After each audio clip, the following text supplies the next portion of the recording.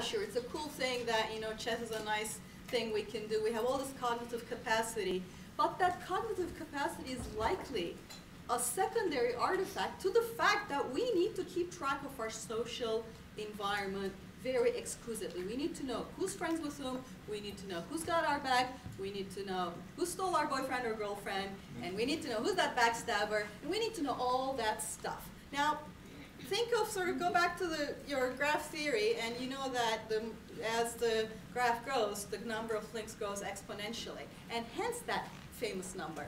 The maximum number that a person can keep in their head without really writing stuff down seems to be about 150, but that's just it. With the internet, obviously, that number is not even, it can't really apply like that. So, what internet has done is make social networks and all the sociality that goes in everyday life visible. It was always there, it's gonna be there. You see this again and again with technology. Telephone got invented and business people were like, you must use this to do business. And they were upset that people were using to socialize. Claude Fisher's got a great book, America Calling, that shows how the business people were trying to block people from using the phone to chat.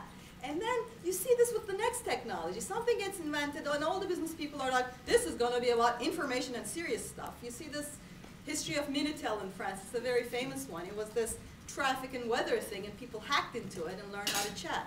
The internet, if you read the early 90s literature, it's all about what a great place for information is going to be. What happens when you put people in there?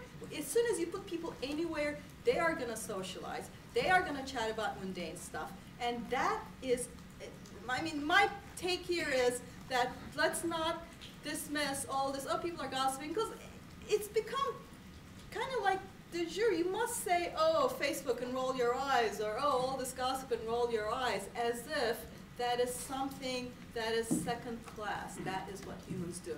Now, of course, as the previous keynote, and I think Dana talked about that a lot, I didn't catch all of it, there are serious implications to moving your sociality from a medium like this, which has laws of physics that we have cultural toolkit for. See, I know this is being recorded, but usually space confines who can see you, and usually time makes your speech ephemeral. It just goes away.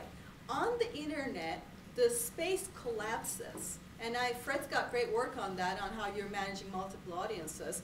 And also on the internet, the other thing that happens is time just stretches. Stuff is not ephemeral anymore. It's there and there and there. And we do not yet have the cultural toolkit to deal with socializing in an environment where